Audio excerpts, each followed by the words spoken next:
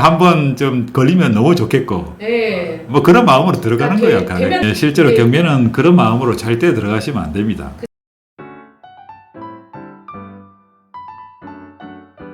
안녕하십니까, 압구정 수달입니다.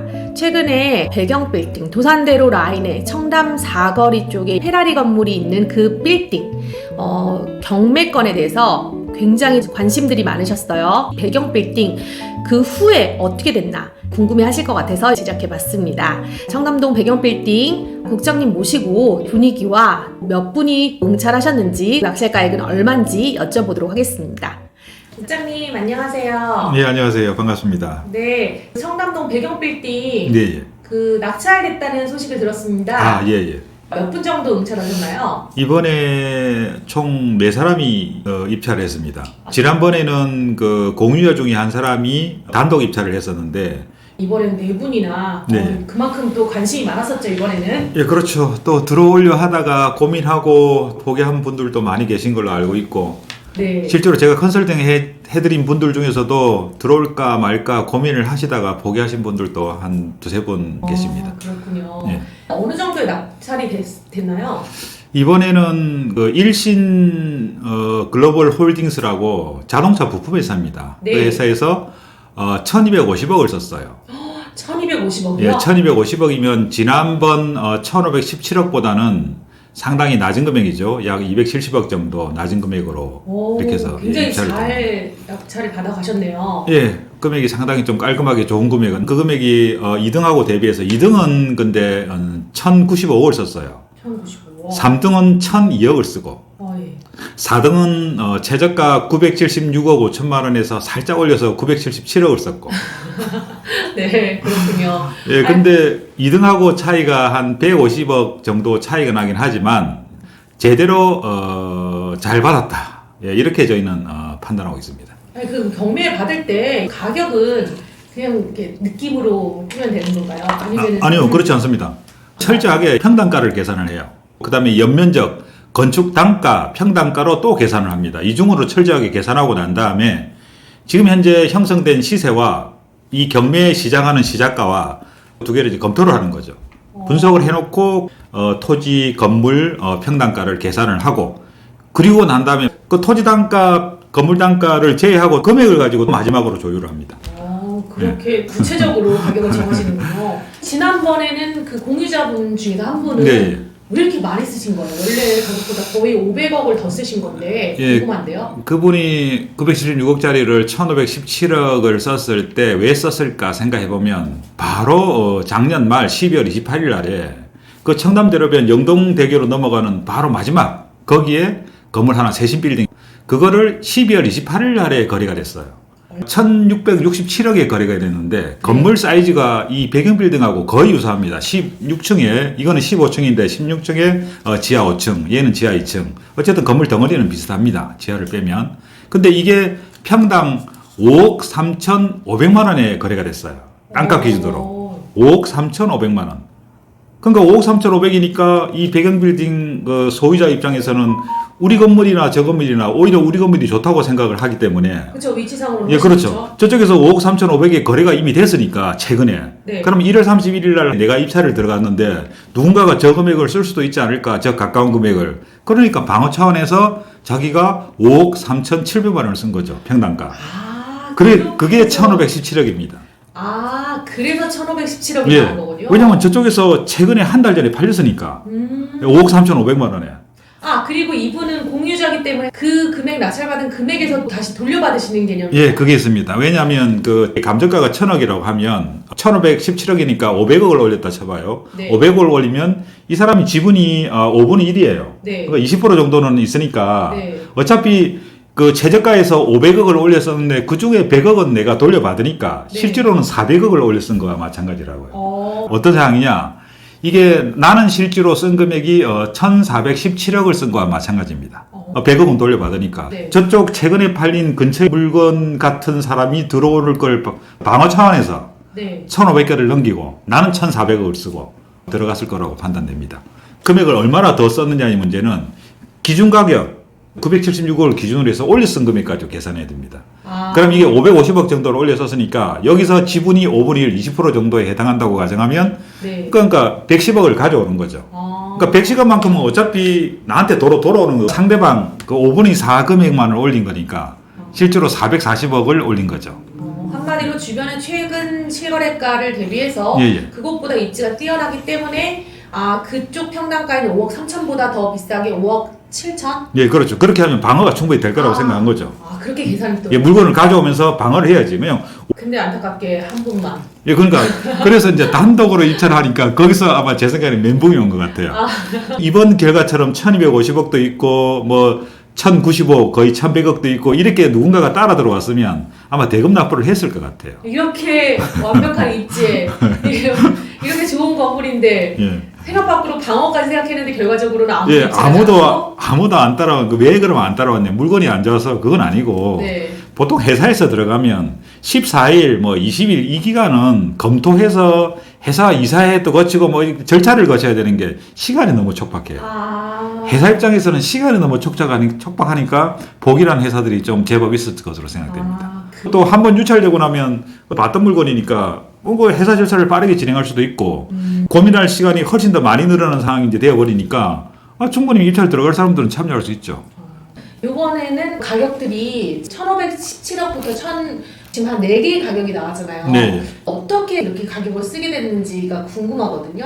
그 1,250억은 참 합당한 금액을 썼다고 생각하는 게 사실 저도 이 물건을 그 한 7, 8분 되는 분하고 브리핑할 적에 1,200억을 넘겨서 1,200억 중반을 쓰실 생각은 없으신가? 네. 낙찰 받으시려면 그 금액을 쓰셔야 된다. 역시 그렇게 제가 말씀드렸어요. 경매 전문가. 실제로 이번에 이제 저희 의뢰인 한 분이 입찰을 들어갔는데 그분에게도 1,200, 2, 30억 최소한 넘겨서 1,200 초중반으로 쓰시자 네. 권해드렸거든요. 네. 낙찰 받으려면 그 금액을 써야 된다. 왜냐하면 1,200억을 넘기는 거는 어떤 의미냐면 그 시세가 최근에 팔린 게 5억 4천만 원 가까이에 팔렸단 말이에요. 그런데 감정가는 지금 얼마냐 하면 3억 5천이에요. 네. 그럼 5억 5천과 3억 5천 사이에 그럼 중간급 4억 5천 정도의 금액은 접근해야 되는 게 맞거든요. 네. 그 4억을 넘어서 4억 1천, 2천, 3천, 4천 이렇게 금액이 올라가서 그 적절한 금액을 찍어서 들어가야 되는 거지. 3억 5천짜리라고 해서 3억 5천을 3억 6천, 3억 7천 이렇게 들어갈 수는 없는 거거든.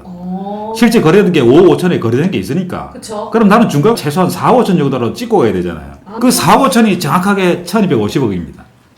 그래서 네. 그런 가격을 도출하시는 거예요? 예, 도산 대로변에 네. 있는 그 건물, 그 10층 이상, 15층 요 정도 비슷한 사이즈의 건물들, 네. 그 건물 평당가가 4,500만 원에서 5천만 원 정도의 가격대를 형성하고 있어요.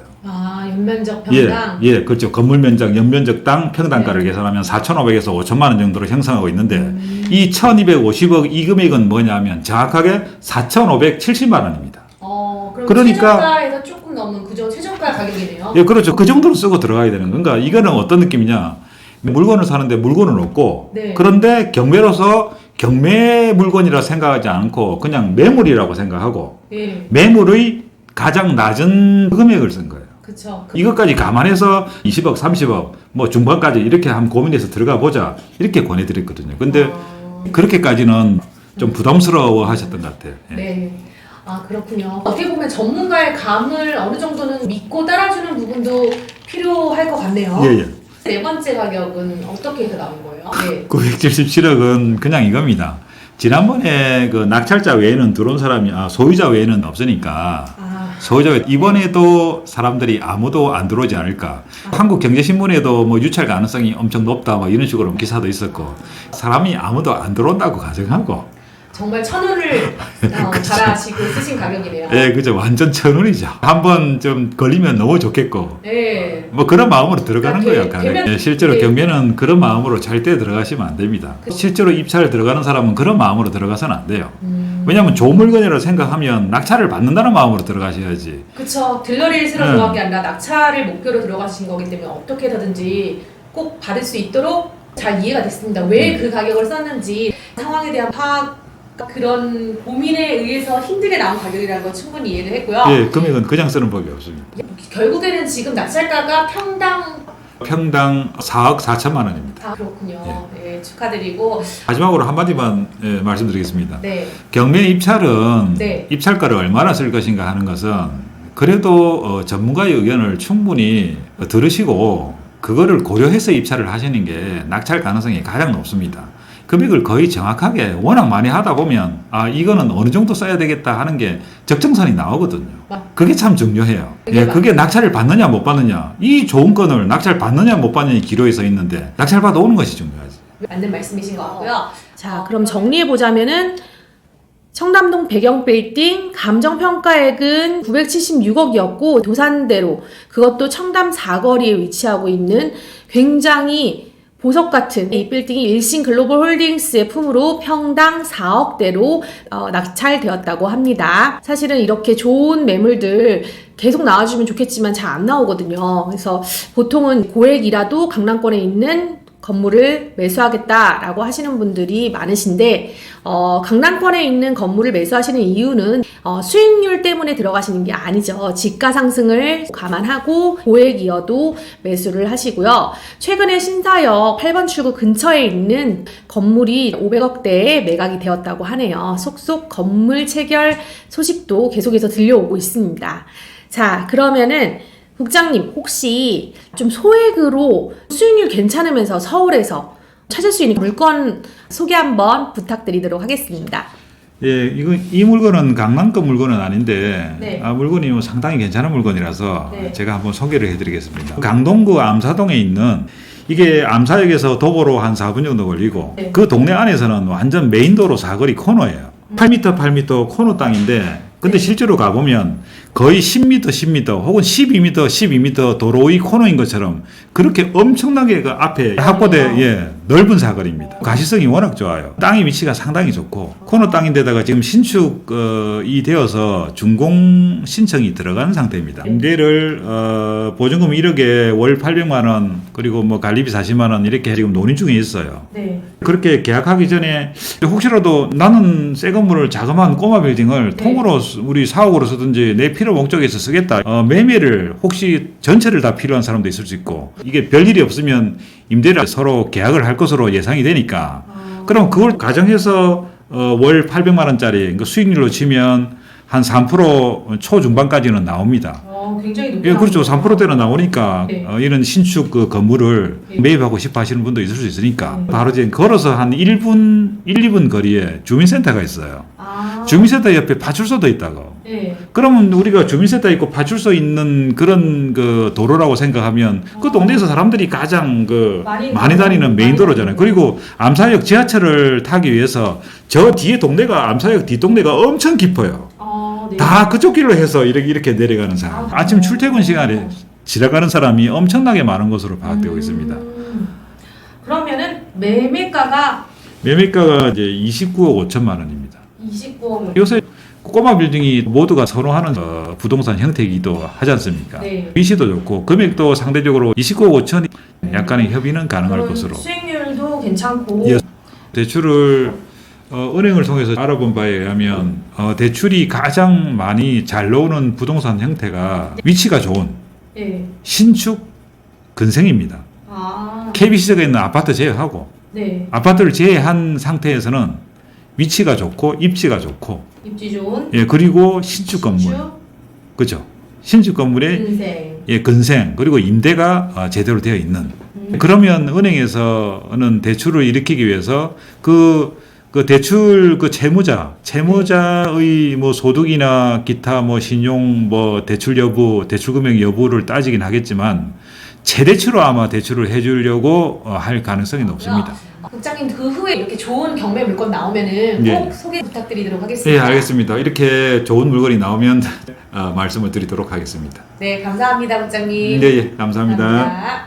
그럼 말씀하신 건물은 매매가가 29억 5천만 원, 강동구 암사동에 위치하고 있고요. 대지가 38평, 건물이 76평, 4계층 건물입니다. 23년도 4월달 준공 신청한 아주 따끈따끈한 신축 건물입니다. 8m와 8m 도로에 접해가지고 있는 사거리의 코너 건물입니다. 넓은 사거리라서 가시성이 매우 탁월하고 지금 현재 임대가 맞춰져 있지 않으니까 혹시나 사옥용으로 써야겠다라고 하시면은 역세권 내에서 건물을 찾고 계시는 분들 눈여겨보셔도 괜찮을 것 같아요. 예상하는 임대료는 보증금 1억 그리고 월세는 800만 원 가량 생각하신다고 하고요. 월세를 내주었을 때 3.2에서 3.5% 가량의 수익률을 생각하시면 된다고 합니다. 대출이 한 60% 정도 나온다고 생각을 했을 때 가정해 보면은 자기 자본 15억 가량만 가지고 계시고 나머지는 대출에 대한 이자 부분만 내가 감당할 수 있다 하면은 한 번쯤 생각해 보셔도 괜찮을 매물일 것 같습니다. 다음 시간에 좋은 정보로 찾아뵙도록 하겠습니다. 감사합니다.